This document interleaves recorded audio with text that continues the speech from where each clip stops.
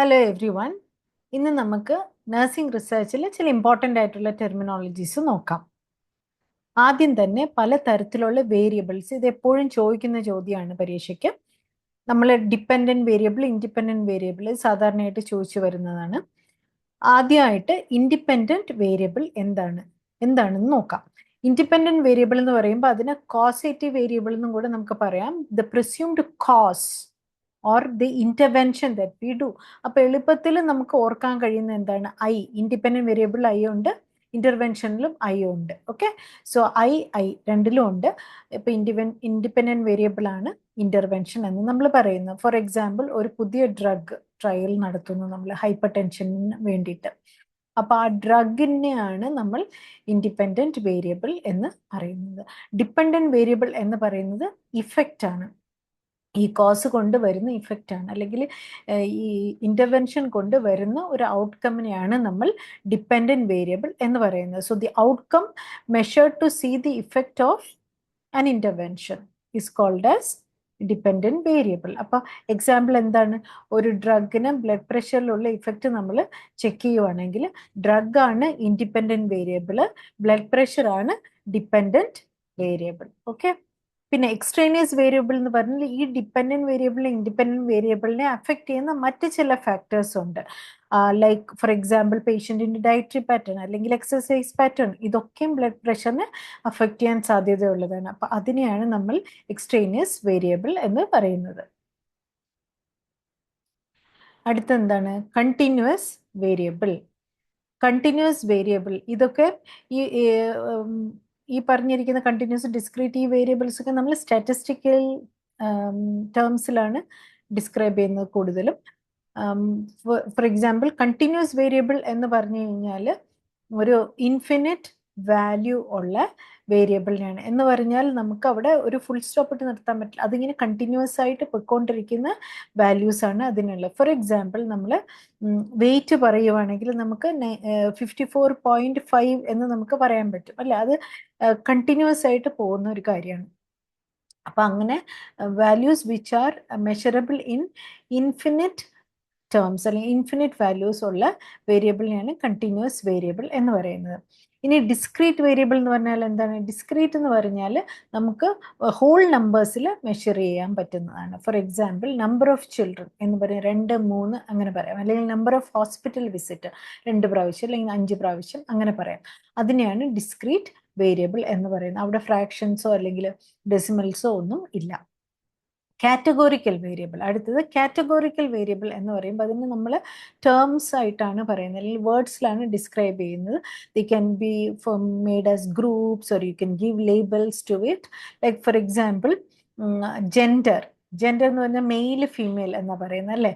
അതുപോലെ blood group, അങ്ങനത്തെയൊക്കെ കാര്യങ്ങൾ നമ്മൾ മെഷർ ചെയ്യുന്ന അല്ലെങ്കിൽ ഡിനോട്ട് ചെയ്യുന്ന വേരിയബിൾ തന്നെയാണ് കാറ്റഗോറിക്കൽ വേരിയബിൾ എന്ന് പറയുന്നത്. There are labels, you give labels to them, അല്ലെങ്കിൽ വേർഡ്സ് ആയിട്ട് നമ്മൾ പറയുന്നതാണ്.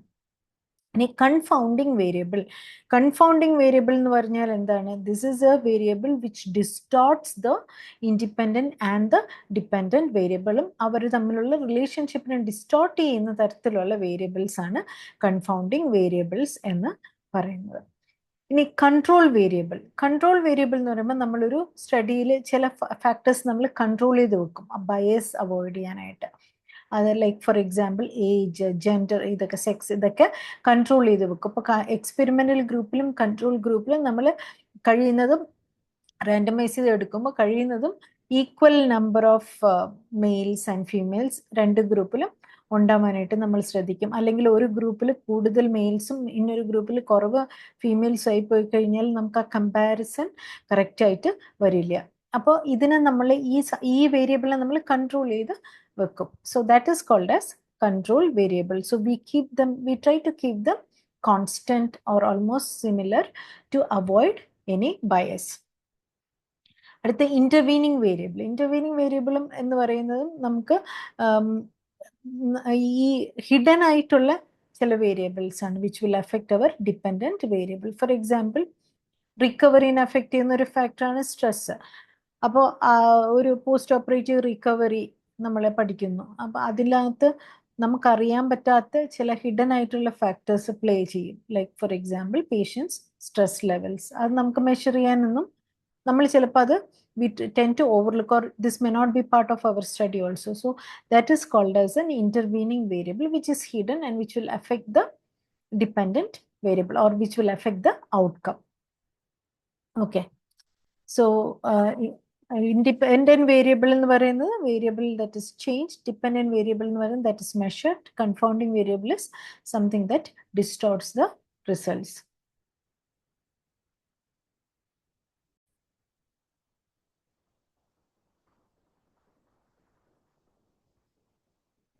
സോ ഇനി നമുക്ക് ഡിഫറെൻറ്റ് ടൈപ്സ് ഓഫ് ഹൈപ്പോത്തസിസ് നോക്കാം. ആദ്യം തന്നെ സിമ്പിൾ ഹൈപ്പോത്തസിസ്. സിമ്പിൾ ഹൈപ്പോത്തസിസ് എന്ന് പറഞ്ഞാൽ it predicts a relationship between one independent variable and one dependent variable. അവിടെ വളരെ സിമ്പിളായിട്ട് ഒരൊറ്റ റിലേഷൻഷിപ്പ് മാത്രം നമ്മൾ എഴുതി വെക്കുന്നു. കോംപ്ലക്സ് ഹൈപ്പോത്തസിസ് ആണെങ്കിലോ it is a relationship between multiple independent variable and dependent variable. Next comes null hypothesis. Null എന്ന് പറഞ്ഞാൽ നമ്മൾ സീറോ അല്ലെങ്കിൽ there is no relationship between different variables എന്നാണ് പറയുന്നത്.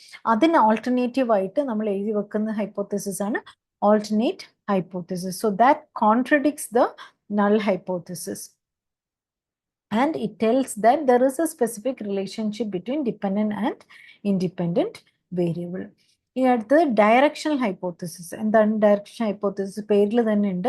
അത് നമ്മളൊരു ഡയറക്ഷൻ സ്റ്റേറ്റ് ചെയ്ത് വെക്കും. Specifies the direction of the relationship between two variables. Okay, higher scores will lead to higher grade. അങ്ങനെ ആ രീതിയിൽ നമ്മൾ പറയുന്നത്. അവിടെ ഒരു ഡയറക്ഷൻ നമ്മൾ ചേർത്തുകൊണ്ടാണ് ഈ ഹൈപ്പോത്തസിസ് സ്റ്റേറ്റ് ചെയ്യുന്നത്.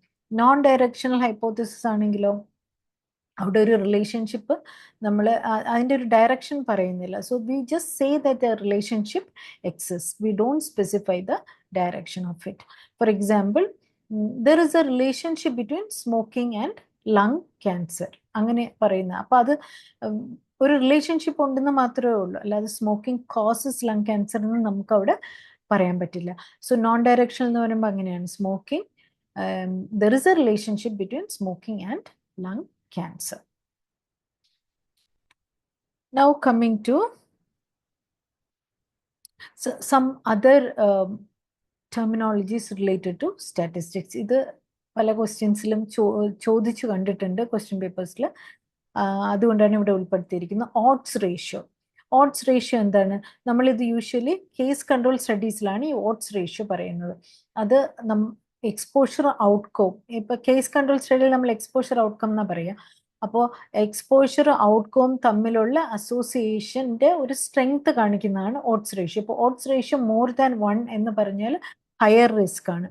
എക്സ്പോസ്ഡ് ആയിട്ടുള്ള ആൾക്കാർക്ക് ഈ അസുഖം വരാനുള്ള അല്ലെങ്കിൽ ഔട്ട്കം വരാനുള്ള ചാൻസസ് ഹയർ ആണ് if the odds ratio is more than 1. അങ്ങനെയാണ് അതിൻ്റെ ഇന്റർപ്രിട്ടേഷൻ വരുന്നത്. അപ്പോൾ ഇവിടെ നമുക്ക് 3 തരത്തിൽ ഇത് ചോദിക്കാം. ഒന്ന്, ഏത് ടൈപ്പ് ഓഫ് സ്റ്റഡിയിലാണ് നമ്മളിത് ഓഡ്സ് റേഷ്യോ കാൽക്കുലേറ്റ് ചെയ്യുന്നത്? Case control studies. രണ്ടാമത്തെ കാര്യം എന്താണ്? അത് എന്തിനെ കാണിക്കുന്നു? എക്സ്പോഷർ ഔട്ട്കവും തമ്മിലുള്ള അസോസിയേഷനെ കാണിക്കുന്നു. മൂന്നാമത്തെ എന്താണ്? ആ വാല്യൂ മോർ ദാൻ 1 ആണെങ്കിൽ അവിടെ ഒരു ഹയർ റിസ്ക് ഉണ്ട് എന്നാണ് ഇത് പറയുന്നത്. ഓക്കെ, അടുത്ത ടെർമിനോളജിയാണ് സെൻസിറ്റിവിറ്റി. എന്താണ് സെൻസിറ്റിവിറ്റി? ഒരു ടെസ്റ്റിന്റെ ഒരു the ability of a test to identify true positives. അപ്പൊ കറക്റ്റ് ആയിട്ട് പോസിറ്റീവ് ആയിട്ടുള്ള കേസസിനെ ഐഡന്റിഫൈ ചെയ്യാൻ കഴിയുന്നതിനെയാണ് നമ്മൾ സെൻസിറ്റിവിറ്റി എന്ന് പറയുന്നത്. എന്ന് പറഞ്ഞാൽ ഡിസീസ് ഉള്ള എല്ലാ ആൾക്കാരെയും ഡിസീസ് ഉണ്ട് എന്ന് നമുക്ക് പറയാൻ കഴിയുന്നതിനെയാണ് സെൻസിറ്റിവിറ്റി എന്ന് പറയുന്നത്. അപ്പൊ അതുപോലെ സ്പെസിഫിസിറ്റി എന്നൊരു ടേമും ഉണ്ട്. അപ്പൊ സാധാരണ ഇത് കൺഫ്യൂസ് ചെയ്യുന്നുണ്ട് കുട്ടികൾ. അപ്പൊ സ്പെസിഫിസിറ്റി എന്ന് പറഞ്ഞാൽ എന്താണ്? Ability of a test to correctly identify true negatives. അസുഖം ഇല്ലാത്തവരെ കറക്റ്റായിട്ട് നമുക്ക് ഐഡന്റിഫൈ ചെയ്യാനായിട്ട് കഴിയണം. അതാണ് സ്പെസിഫിസിറ്റി എന്ന് പറയുന്നത്. സോ സെൻസിറ്റിവിറ്റി എന്ന് പറഞ്ഞാൽ ability of a test to correctly identify true positives, and specificity എന്ന് പറഞ്ഞാൽ true negatives. അതാണ് difference. Now coming to relative risk. Relative risk എന്ന് പറഞ്ഞാൽ എന്താണ്? The risk of outcome in exposed versus unexposed group. അപ്പോൾ ഒരു ഗ്രൂപ്പ് നമുക്ക് exposed ആയിട്ടുണ്ട്, ലൈക്ക് സ്മോക്കേഴ്സ്, ഇന്നൊരു ഗ്രൂപ്പ് നോൺ സ്മോക്കേഴ്സ്. അപ്പോൾ ഇവർ തമ്മിൽ നമ്മൾ കമ്പയർ ചെയ്യുമ്പോൾ the risk of outcome in exposed versus unexposed എന്ന് പറഞ്ഞാൽ സ്മോക്കേഴ്സ് ഉണ്ട്, നോൺ സ്മോക്കേഴ്സ് ഉണ്ട്. ഇവർ തമ്മിൽ നമ്മൾ കമ്പയർ ചെയ്യുമ്പോൾ ആർക്കാണ് ലങ് ക്യാൻസറിൻ്റെ ഇൻസിഡൻസ് കൂടുതൽ കാണാൻ സാധ്യതയുള്ളത്, അത് നോക്കുന്നതാണ് റിലേറ്റീവ്, അല്ലെങ്കിൽ അതിനെ ഡിനോട്ട് ചെയ്യുന്നതാണ് റിലേറ്റീവ് റിസ്ക് എന്ന് പറയുന്നത്. അപ്പം റിലേറ്റീവ് റിസ്ക് മോർ ദാൻ 1 എന്ന് പറഞ്ഞാൽ there is a higher risk in the exposed people എന്നാണ്. അപ്പോൾ സ്മോക്കേഴ്സിലാണ് കൂടുതൽ റിസ്ക് എന്ന് നമ്മൾ പറയുന്നു. Relative risk is more than 1. അടുത്തത് ആട്രിബ്യൂട്ടബിൾ റിസ്ക്. ആട്രിബ്യൂട്ടബിൾ റിസ്ക് എന്ന് പറഞ്ഞാൽ risk, excess risk due to exposure. So here നമ്മൾ അതെങ്ങനെ കാൽക്കുലേറ്റ് ചെയ്യുന്നത്? Incidence in the exposed minus incidence in the unexposed. Okay, so incidence in exposed minus incidence in unexposed. Then comes Hawthorne effect. Hawthorne effect എന്താണ്? നമ്മൾ ആരെങ്കിലും observe ചെയ്യുമ്പോൾ നമ്മുടെ behaviour change ചെയ്യുന്നതിനാണ്. For example, നേഴ്സസിൻ്റെ hand washing നമ്മൾ observe ചെയ്യാൻ പോകുന്നു എന്ന് വെച്ചോളൂ. അവിടെ പോയി അവരുടെ ഫ്രണ്ടിൽ നിൽക്കുമ്പോൾ തന്നെ automatically their behaviour will be sticking on to or they'll adhere to the normal standard practices. So that is called as Hathorn effect. ആരെങ്കിലും ഒബ്സർവ് ചെയ്യുമ്പോൾ നമ്മുടെ ബിഹേവിയർ ചേഞ്ച് ചെയ്യുന്നത്.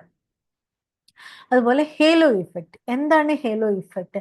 It is a kind of bias where one trait influences overall perception.